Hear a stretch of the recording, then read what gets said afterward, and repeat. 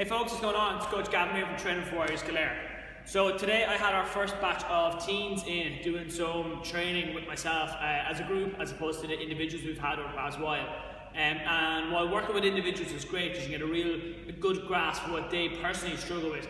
Training with them as a group is a little bit of a different format because they're a little bit more shy and they're not as forthcoming. So obviously, I'm not giving you any names on the people I was training with. We had a good mix, some guys and some girls, and age-wise, we went from 14 to 16.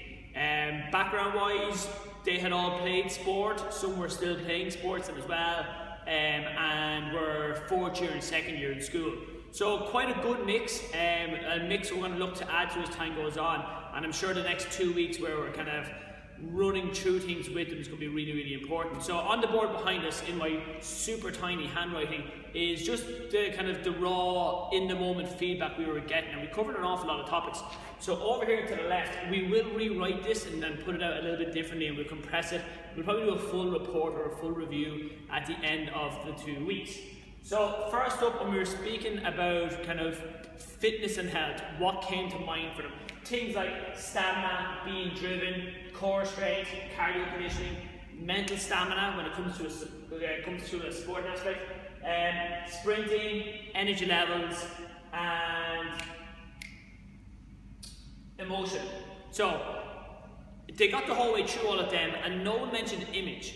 No one mentioned body image or how they look and things like that. And no one mentioned happiness. So again, there were two things again I stuck on the board because that's kind of usually what the association is. And it was interesting to see, you know, a lot of them are they're performance-based goals.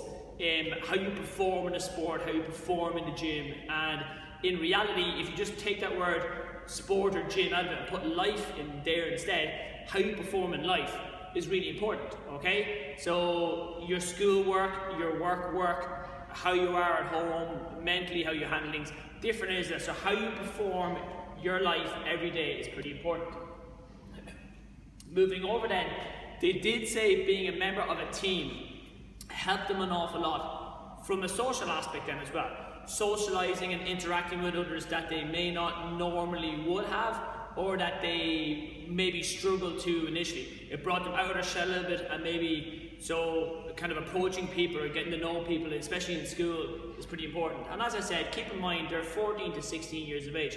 It's a huge struggle at that age when you're finding yourself as a person, you're becoming a young adult, you're no longer a child, you're trying to kind of make your mark or find your place in the world. So all these things are really important. Some of them might seem very obvious, but I just don't think we put any consideration or as much value behind it then as well. And this coming from a guy who has a 4-year-old daughter, so as time goes on, this is something I'll look to face and deal as time goes on too. The negatives we spoke about next, so what did they consider to be bad aspects of sport and things like that? And the competitiveness was straight off the bat. And we struggled a little bit to get the positives. Came to this bit, bang, bang, bang, bang. There was no hesitation at all. And that just goes to show that oftentimes either negative things happen so often that they're at the front of our mind, or that it's such a negative experience that it's at the front of your mind. So either the positives don't happen enough, or they just get outweighed by the negative again. So there's going to be loads of little bits of lessons we're throwing at you here as we go along. Letting them down. And when we dug a little deeper, them was teammates, coaches, parents, sidelines, okay? Comparisons to other players on the team. So they would be partnered off, or you'd be grouped together then as well, and just there's an automatic comparison then as well. And I asked, how soon? When did you find this kick in?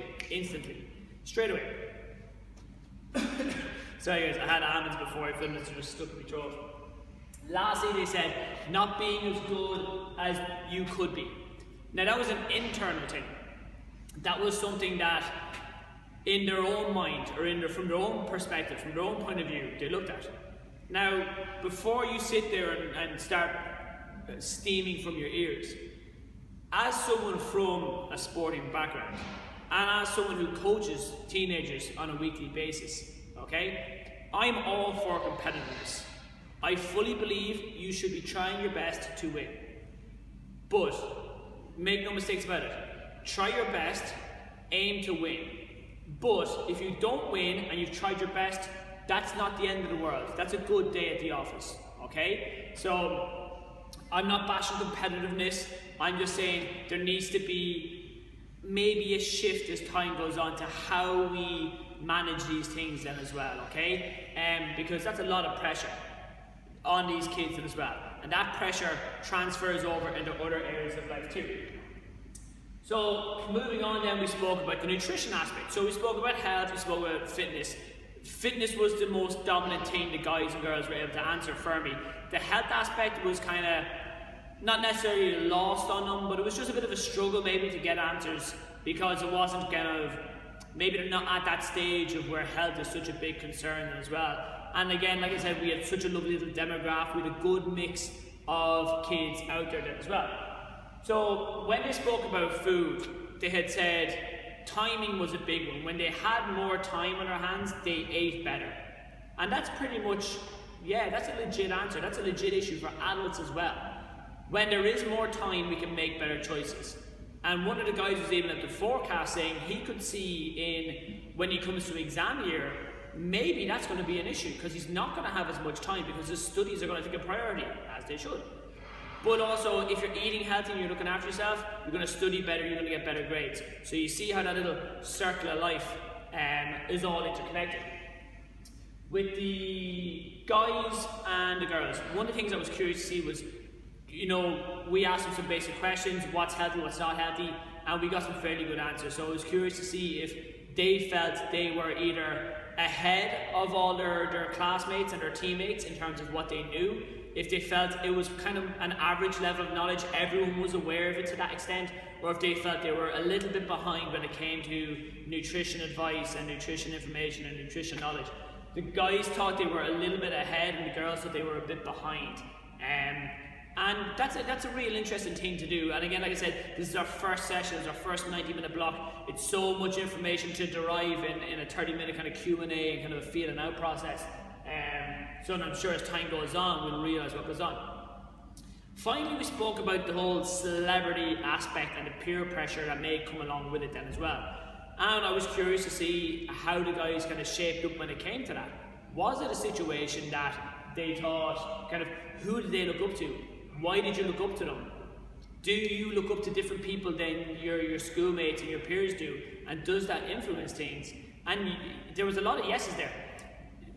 One thing that stood out really profoundly was the fact that when they were looking up to someone, it was because of what they did, not what they said they were going to do. So people's actions having a greater impact. So they were putting a lot of value behind people who were doing things, were doing good things, were doing impressive things, were doing non-superficial things then as well, okay?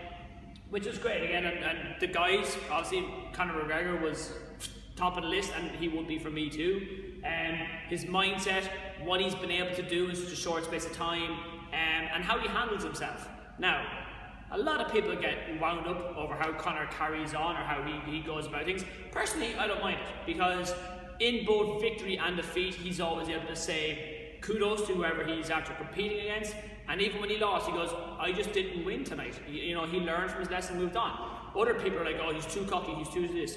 There's nothing wrong with people being confident. There's something very wrong with people not being confident. That's a whole other video. That's a whole other discussion as well. But it's just curious to see what the teens are looking at. Because I know when I was their age, what I was drawn to, what I was attracted to in terms of personality-wise, of someone to follow from a peer perspective then as well. Why I followed certain teams, why I followed certain sports, okay? And the girls, again, really strongly were like, what women do instead of how they look had so much more impact on why they would look up to them. But a nice little surprise was that they all kind of said they didn't really, there was no idolization of people. It wasn't like, oh my God. It was just, they were, yeah, okay, they liked them and kind of, they were impressed by them, but they didn't live or die by what this person did or said. Which is kind of good to see, because, like, looking at Lance Armstrong, all those people that were like, Lance, and now he's up to his eyes in drugs, and they're all like, oh my God, my world's over. you should never get that invested in a sports person as well. I'm a huge Tom Brady fan from the New England Patriots. If it ever came out that Tom Brady was involved in some kind of drug scandal or things like that as well, my little world would be crushed, okay? So we should just be careful how much weight we put in behind people we rely on or celebrities we look up to from that perspective as well. Coming along here, we spoke about nutrition. Daily, everyday nutrition. So things they do and things they live. So, real simple trick with it. How many days a week do you have breakfast? How many days do you have lunch? How many days do you have snacks? How many days do you have dinners? So, one of the guys every day had breakfast. 5 out of 7 days had both little lunch and big lunch at school. Every day had dinner. Never missed a meal, which is great to see. And then the girls had a bit of a different stance. They had kind of 2 out of the 7 days breakfast was had. 5 days of the week, so Monday through Friday to school days, lunch was had, little lunch and big lunch. And then in the kind of evening time again, 5 or 6 days of the week having dinner. And then the tail end of it was some of the guys were missing breakfast altogether. And then what they found was what they were going to have for their big lunch break in school was being had for their little lunch. And then there was a gap at big lunch, and then coming home at evening, just going for it. Going. Big dinners, big portions, all these things. And as we said this out loud, you could see the wheels were churning. Oh, maybe if I had a little bit at breakfast, I'd have less at little lunch, which means I'd have more at big lunch, which means I'd have less at dinner. So when you portion out differently, and that might be one thing we work on with them, is just to not change the quantities they have, but change the frequency or change the variety of it. And then to finish off, I really hope this is still recorded over there, we can't see the camera. We ranked quality, quantity, frequency and variety. And I asked them to poll from 1 to 4, 1 being the strongest, 4 being the least important, how they felt these qualities were important towards the food. Food quality ranked quite high. Food quantity was kind of a bit of a variance as well. The frequency of what they had, and then the variety. So having lots of different foods and just a wide-ranging palette as well. So you can see we've got a great starting point here, and it's going to be very interesting to see where it goes in as well. And you know, please God, all goes to plan, we'll be able to run something on a more regular basis in a structured manner for the kids. And like I said, we asked them what they were looking out of, you know, a gym training package for them, and got some really good answers. So my thanks to those guys who have turned up. I will see you all tomorrow. And parents, if you want to get your kids involved, want to drop them down for the midterm, let me know, hit me up and we'll get it sorted. Talk to you later, take care of yourself, bye.